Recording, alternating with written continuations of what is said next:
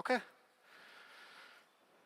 So welcome everybody to my talk about how to protect your hybrid identities. So I have a lot of content to cover, so I'll just jump into that. And I'm currently on a kind of a tour, if you will. So it's called the non-US tour. So I'm trying to avoid to go to America. And I even made a nice t-shirt, so it's like this. But it's not updated, so you need to use that QR code if you want to see that. But basically, after this, we will fly to Canada.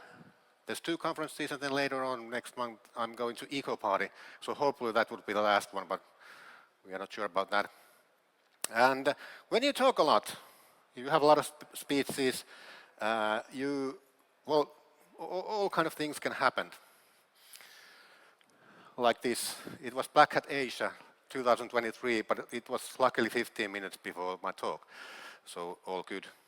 And then what other kind of things can happen? So back in 2022 also, I was in a conference in Germany called Hybrid Identity Conference, and I was, somebody tweeted when I was pointing something, and then one of my friends, Olaf Hartong, said that that's a very good advice, but it's also good for me.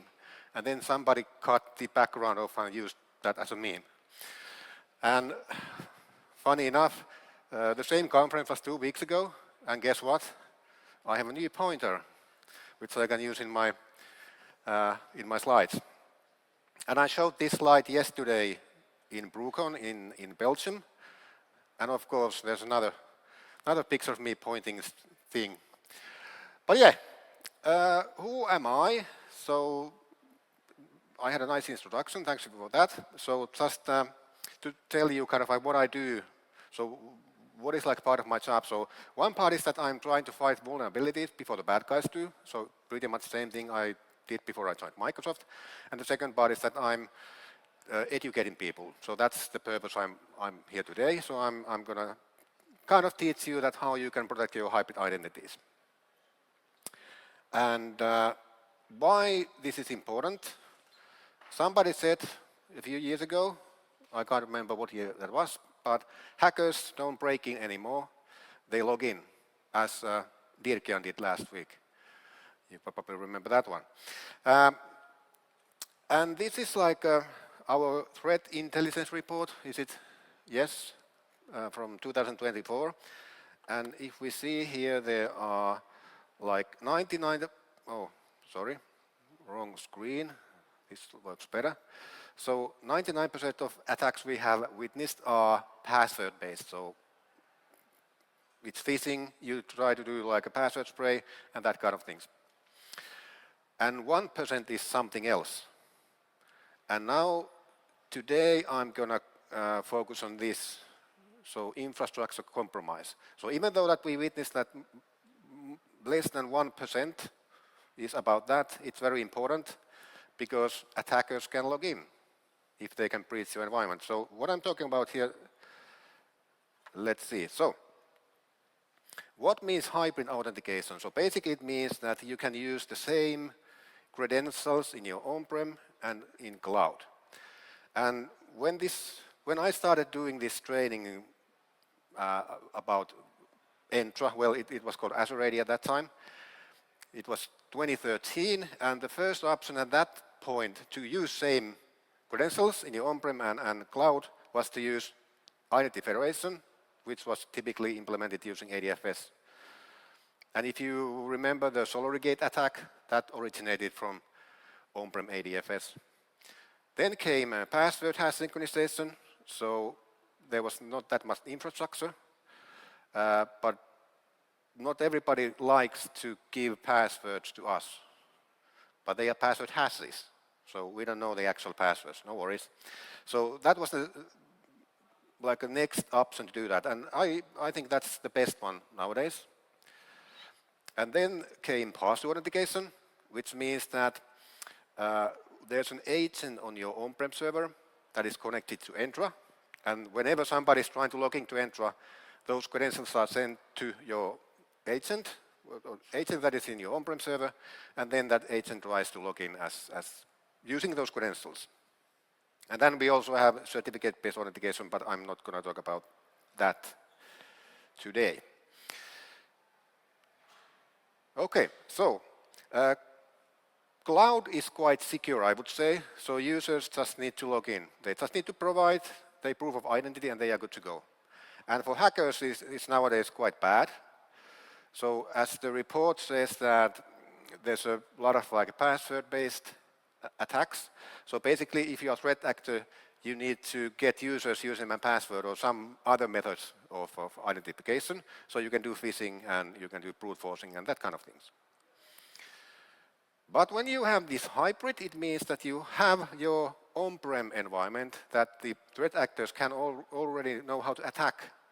So when you use these kind of identities, you kind of like make a hole to that safe cloud, which means now when threat actors want to attack, they can attack your on-prem components, compromise them, and then they can be anybody they want to. So they can log in. Okay, next quote, quite famous quote from our VP of Security, John Lambert. So as he says here is that a problem with, well, all defense is that defenders think in lists, meaning that block this, block this, block this. And attackers are thinking in graphs, meaning that they are trying to find all the ways that can lead to their end goal, whatever that is. And as long as this is true, attackers win. So in this session, I'm going to show you a lot of graphs. But I had to change them a little bit. So one of my hobbies is that every now and then I'm publishing like scientific papers. So this is from earlier this year. So exploring attack paths using graph theory. And here's an example of the graph I have there in that paper. And the process goes that if you want to publish some scientific thing, for instance in conferences, you need to send your paper there, and you usually have reviewers, anything from 3 to 5, so it depends on the conference. And the first review was, yes, this is a nice paper, go ahead. And the second one was like this. So my first question, and he had a lot of questions, or she, I don't know, where is the graph theory and where are the graphs? Because he didn't think that that was a graph. It was something else. So I'm now using the real graph, so with nodes and edges. So they are actual graphs. Okay, so let's start with Entra Connect Sync. Who is using that, by the way? Nobody.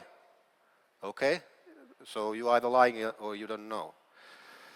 But okay, so what is the Entra Cloud Connect does? So it synchronizes objects from your on-prem to Entra. So that's the whole purpose of that thing.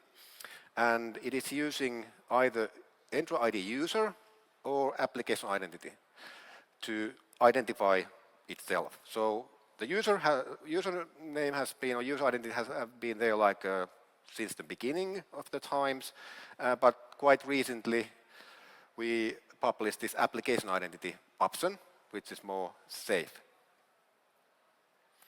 So let's try to build a graph for you guys. So we have the Entra Connect, and it is using a secret. And that secret has access to certain services. So AWS is for admin web service, which means the protocol that the Connect is using to synchronize stuff. Then it has access to Microsoft Graph. Well, AAD Graph, that is going to be like deprecated quite soon or retired, and the provision API that already is retired. So let's talk about the first two only. So you have the Connect software. It has access to secret that has access to backend services. And now these backend services have access to Entra ID. So you don't directly get access there, but using different protocols, you will get access there. Now this Entra Connect is running on a server that has an administrator's role, and we have a user called Bob that has assigned to that administrator role. It means that if you are an administrator on that server, you can read or you can use the secret. Can read means that you can read the secret and use it offline from other places. Can use means that you can only use that secret when you are on that box. So you have a physical control of that box. So this gives us like a couple of things that we might to block. So I am going to show you graphs, how to attack, but I will provide you lists because you are defenders, how to block those. So how can we try to block these? So the first one is easy. Just apply the principle of least privilege. So don't give Bob admin permissions. Okay? But the second one, what does this mean or what we can do? So access to secret. So we now have the secret and we have different options. So we have the username and password, which was the oldest one. And then we have, so if you're admin, you can read that. They are stored encrypted on the server, but because you are an admin, you can read them. You can decrypt those. So you can get the username and password, use them from your own device and so on. And to fight against this kind of path, we introduced this application and certificate method, which means that you need to register an application. Well, it's done automatically when you configure this. And then you have a certificate that is used as a kind of like proof of identity for that application. But now, where you store that certificate? So if you store a private key on disk, it doesn't help. The admin can still read that.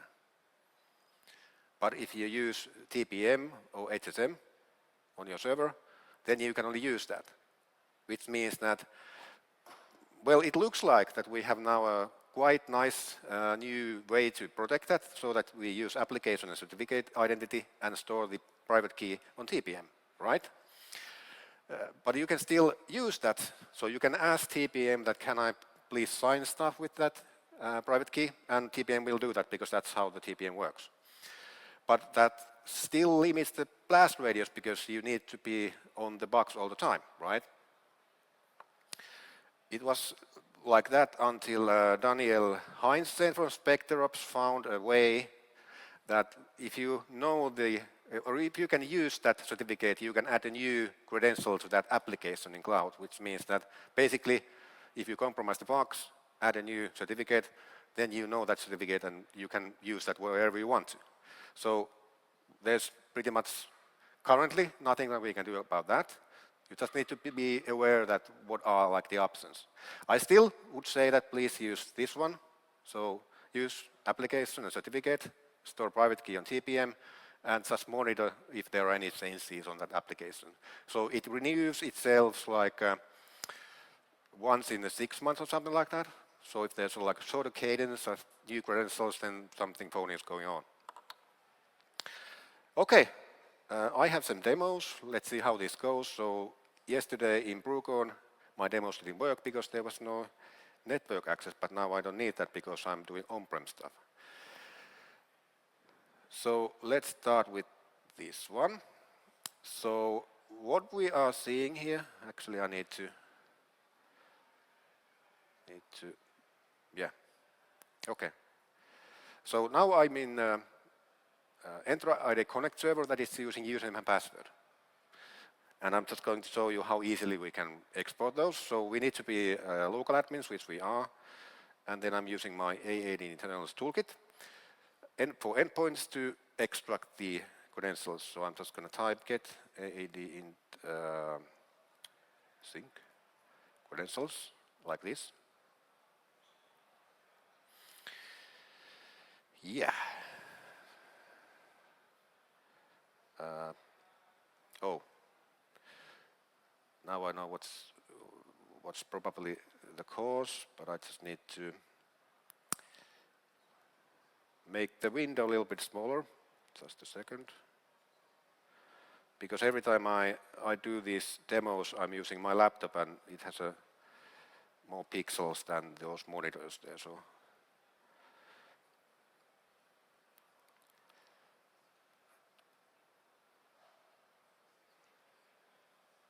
okay. That should do it, hopefully.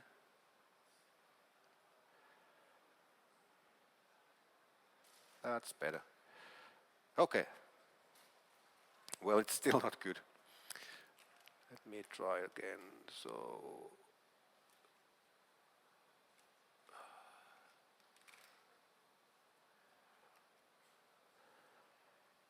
reconnect group. Okay, now it should do it.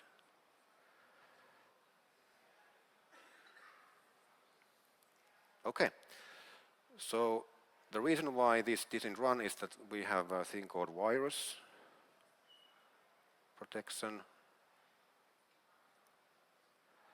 and we just need to turn it off. Okay, let's try again. Yeah, that's better. So I just need to have local admin and maybe disable that virus thing, because we are hackers, we can do that. But you can just now copy the username here and password, and you're good to go.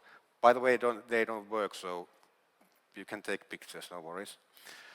Okay, then we go to second one, and we're going to say the same thing. Get AADIntSync credentials, like this. But now it says that you are using certificate, so you can't do that anymore. So you need to export that one. So I'm going to export that. So now I have the identity of the Entra Connect sync. And which one is that? Well, it doesn't matter. Just double click. Oh, no, not double click. Right click and open. There it is.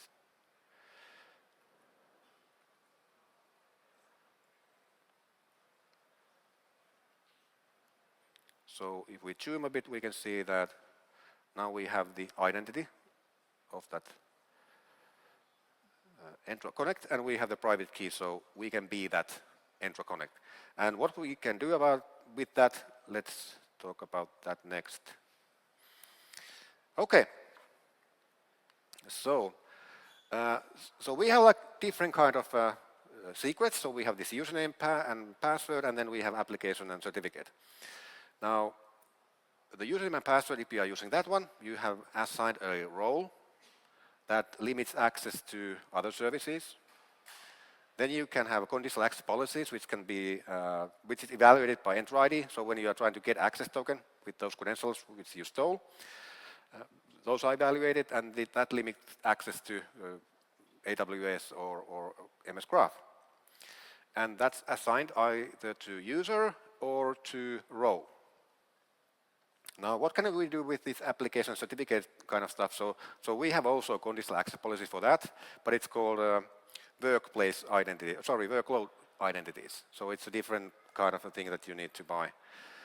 But anyway, so this is kind of how you can limit what happens after somebody stole your secrets. So this is for that.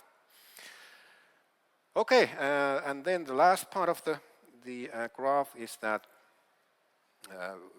the access to Entra ID. So Entra ID has two kind of objects, roughly. So you have the synchronized objects that are originating from your on-prem, and then you have cloud objects, which are only in cloud, as the name suggests.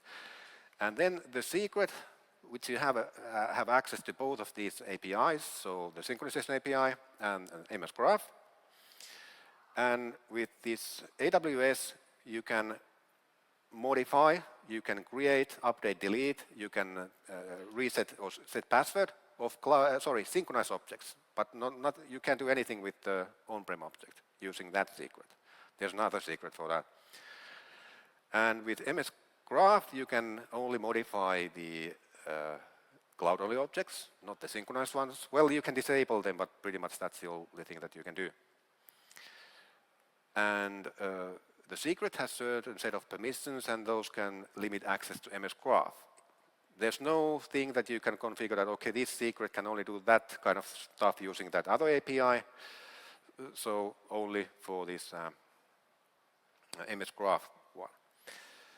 Now, in AWS, it has two things that it can use, which are called hard match and soft match.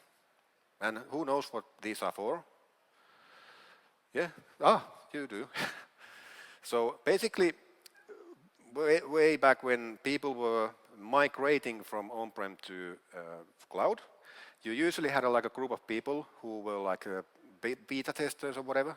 So they had their email addresses and objects created already in the cloud. And now when you try to migrate users from your on-prem to cloud, you don't want to delete those users. You want to match them. Okay? So these soft and hard matches are used for that. And what those actually does is that they are changing the cloud objects to synchronous objects. So now you can modify them. Meaning that if you have this secret, you have access to this API, you can convert cloud-only objects to synchronous objects, and then you can set their passwords and you can delete them and update or whatever you want. Okay? So what can we do here? So here are some things that you can do. So limit access to server, of course, limit access to secrets, limit access to services, so use those conditional access policies and that kind of things, and then also limit access to Entra ID. So block all those soft and hard match features because you don't need them unless you are migrating. But then you can turn them back for a while, and then you can turn them back off again. Okay, so only like half of my time spent to one thing. I have 4 more to go. So let's speed up. Entra Cloud Sync, so that's kind of a new version of that Entra Connect. Who is using that? Okay, then you are all cloud only, that's fine. So that is doing the same thing that the Entra Connect, so it's synchronizing objects from from on-prem to Entra, and sometimes there are some writebacks also. And it is using a different kind of authentication method, so it's using certificate-based authentication, or CBA. So how that works? So we have a thing called provision agent, and it has an access to, it's using configuration, and configuration says that, okay, where you should synchronize and so on. And it's also using a secret. And this secret is, as I said, it's a certificate, which is stored on the computer that is running the provision agent. And that secret has access to hybrid identity service, and then that service is using a user account called AAD to AAD sync service account. So if you have that account and you are using that, don't delete that, otherwise it doesn't work. Okay, so this agent, and it has access to Entra ID, so you don't have direct access, so you have access through that certain user. Okay, and this secret is managed by a thing called Bootstrap service, which means that whenever that secret is getting old, that Bootstrap service is giving you a new certificate. So technically, the provision agent is calling that Bootstrap service once in every 10 minutes. Okay, and the secret has access to that, obviously. And then the agent is running on server, who has admin group, and Bob is admin. And now it means that Bob can read the secret and then do whatever he wants with that secret. And there was so if you get compromised, you can delete that agent from the cloud only by calling us. So even though that you delete the agent on your on-prem server, it still stays in the cloud. So you need to ask us to delete that. So now we have attack chain here. So Bob can do whatever this provision agent can do because he has the certificate. Now, interesting thing is that the secret is valid only for 90 days or so. But if you have that secret, you can call to Bootstrap service and ask another one. So if you steal that, you get it offline, you can still use that. You can just call to Bootstrap service and give me another one because this is getting expired. And this one, the original one, would still work just fine. So how can we mitigate against this? So same things. To prevent the access to services, so if something has happened, if you know that your secret has been compromised, you can delete the configuration and you can contact us so that we can delete the agent record from the cloud. And otherwise, if you are compromised, you can disable the user so it can't do any damage. So it's pretty much quite safe because you can disable that, so synchronization stops, so the compromised certificate can't be used anymore. And then whenever that's sorted out, you can just enable that again. So it's not destructive. Okay, then to password authentication. And basically, as I told you, what this does is that it's verifying credentials it gets from Entra, and it's verifying them against the local on-prem AD. And technically, it's using the same technique as the Entra Cloud Sync. So it's using the same kind of client. So we have a provision agent, so same stuff. It is using a secret who has access to HIS, and that has direct access to Entra ID. And it's managed in the same way. It has same access. It's running on server and so on and so on. So now we have the same kind of attack graph exactly as with the Entra Cloud Sync, because they are using same kind of underlying technology. So what can we do here? Pretty much same things. So limit access to the server so that it won't get compromised, and if it gets compromised, you can just disable PTA. So it's a setting on cloud, so which you can disable, and then you can contact our support that we will remove that agent if that's required. So basically, how this works, by the way, PTA agent. So when you add a new agent, it stays there unless it's deleted when it's not used for 10 days. Okay? So if threat actor doesn't use that for 10 days, it will get removed, but I'm pretty sure that threat actor would use that quite actively. So it doesn't get deleted. Even though that you delete your own agent or you are not using that anymore, threat actor is still using that. So that's why the only way to delete that is to contact our support. All right. Then to federated identity, which is one of my favorite childs. So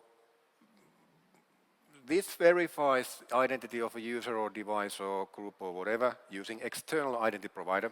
And typically this is implemented with ADFS. So nowadays you have Okta or Ping or that kind of things also. And basically how this works is that Entra ID accepts tokens signed with IDP's private key. And that's how the trust is like formed. So we have Entra ID and we have identity provider.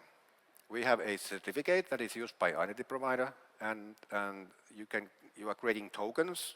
The type of token really doesn't matter, so it can be anything, usually OAuth. And that represents an object that is contained in Entra ID. Now, the token is signed by certificate, and Entra ID trusts that certificate. So that's how this thing works. So basically, if you want to own the whole tenant, you just need to get that certificate.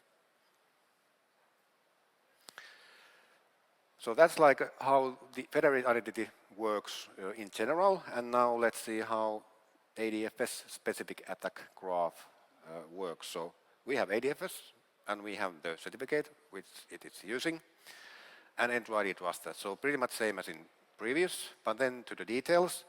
So again, it's running on server. There's admin group, and Bob is one of the admins, and now Bob can read or can use that certificate. So this is kind of the attack part which we now are fighting against.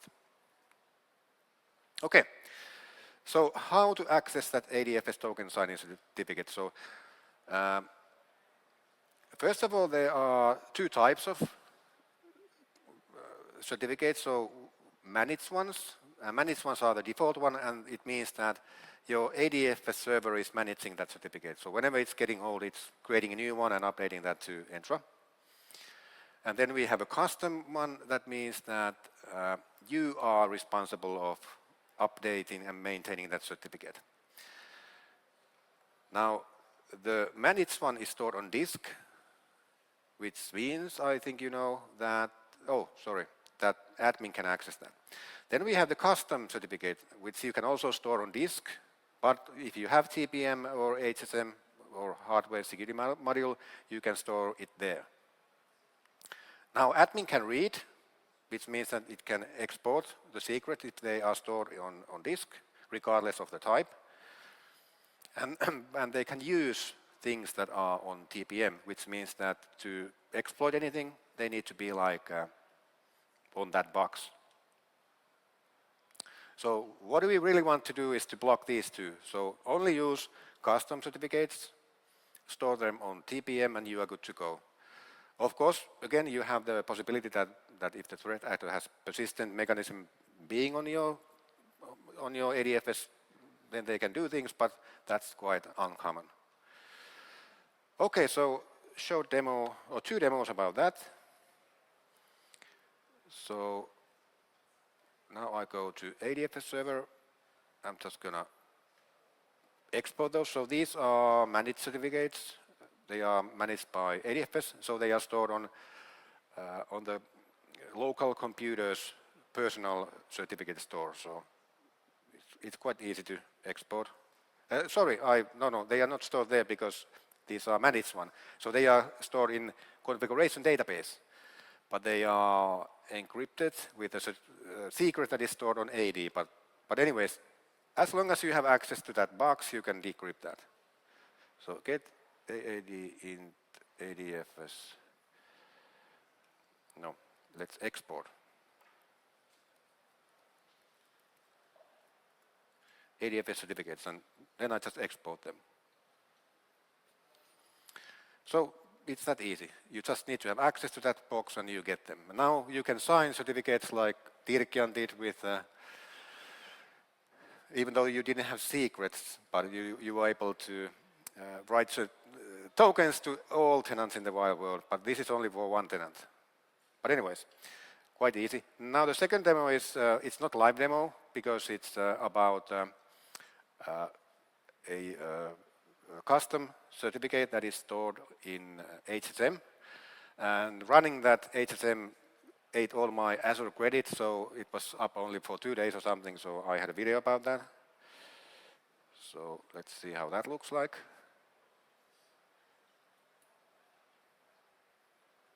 So pretty much same thing, and I'm importing my module, and then I'm just going to export those, or trying to.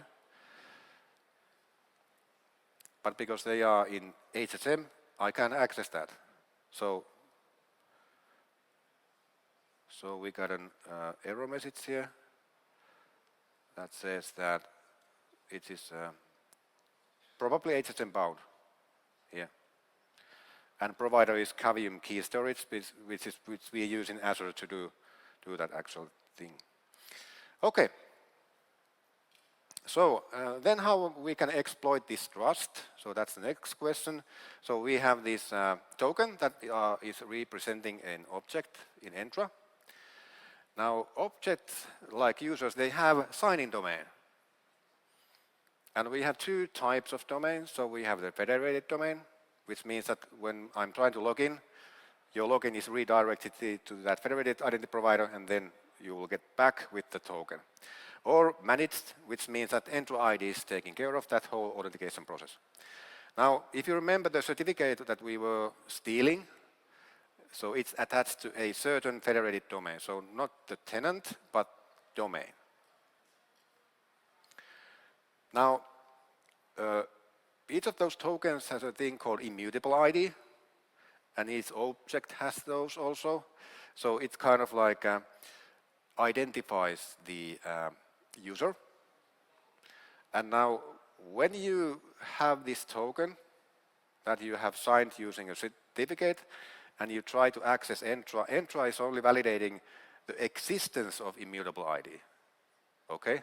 So for instance, if we have domain A, which is federated, and we have domain B, which is not federated, I'm crafting a token for domain B user, which is not federated, but the ID in the token matches, then it's valid.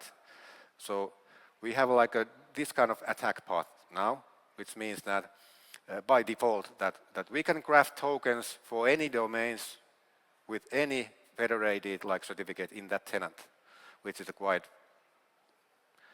not so good.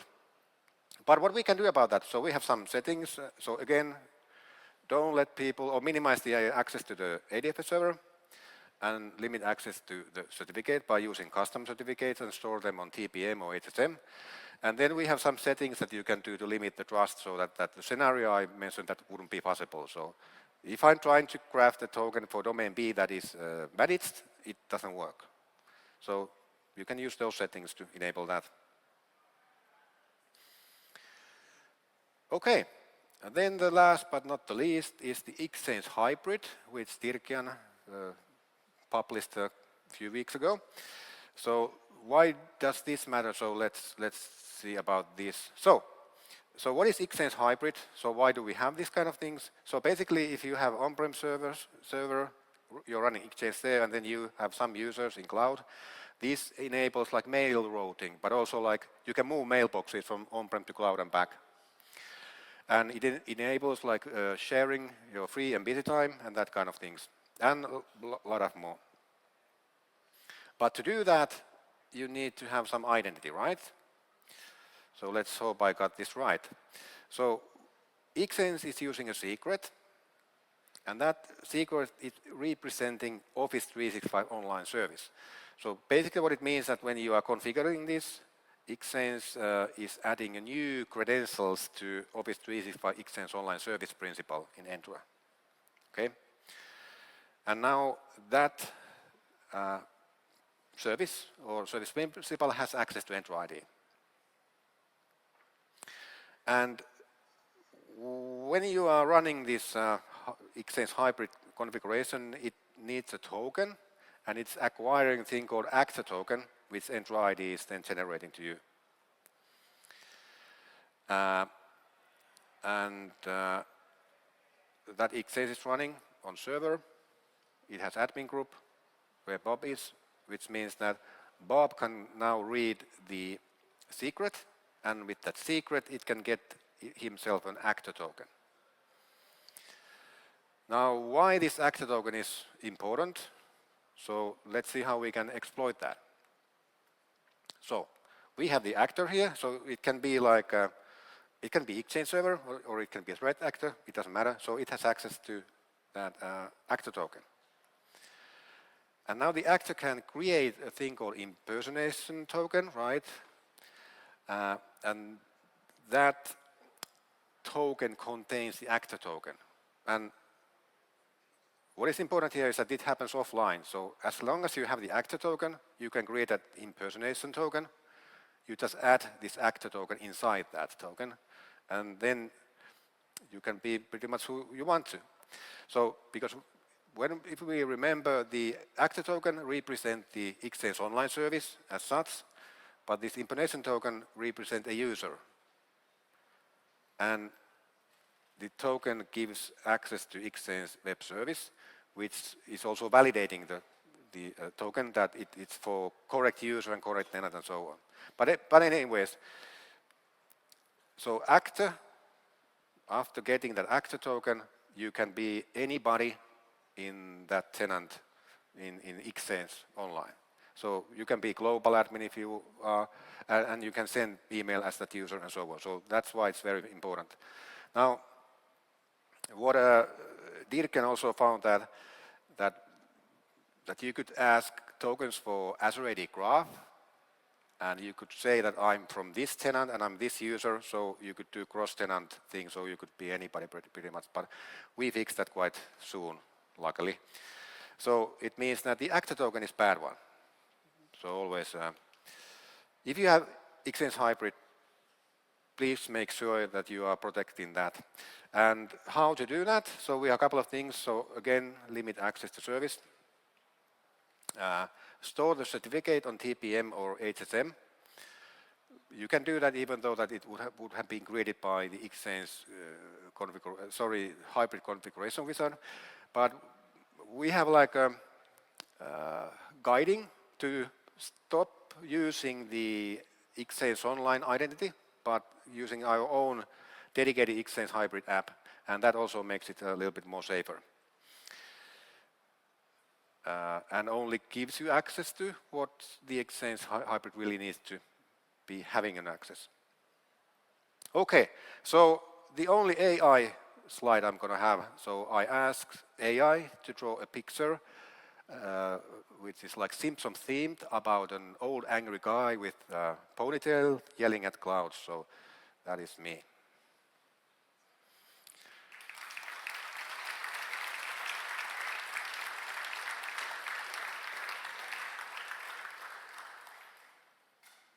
Okay, do we have any questions?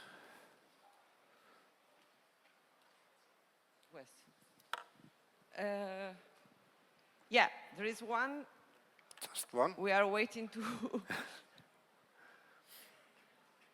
Okay, sorry. So the question is, what is the bare minimum defense for this environment? Which environment? Now that's a bad... You can ask that kind of question. So okay, well, let's start with Entra Connect Sync. So the minimum there would be that use the new application-based identity for that. Cloud Sync, just limit the access to server, because that's pretty much all there's to do. PTA don't use that. Then for ADFS, as I showed in the end, so pretty much just use like the custom certificates and store them safely. And for the last one, try to get rid of the hybrid. But the minimum would be that use the new dedicated application identity for that. So I don't know, did I answer for the question, because I don't know which environment we were talking about, but yeah. Okay. And the basic thing with all the components that are kind of hybrid components, please treat them as tier 0 servers. So you need to protect them as well as you protect your like on-prem AD. So maybe that's the bare minimum. Thank you. Thank you very much, Nestori. Thank you again. Good.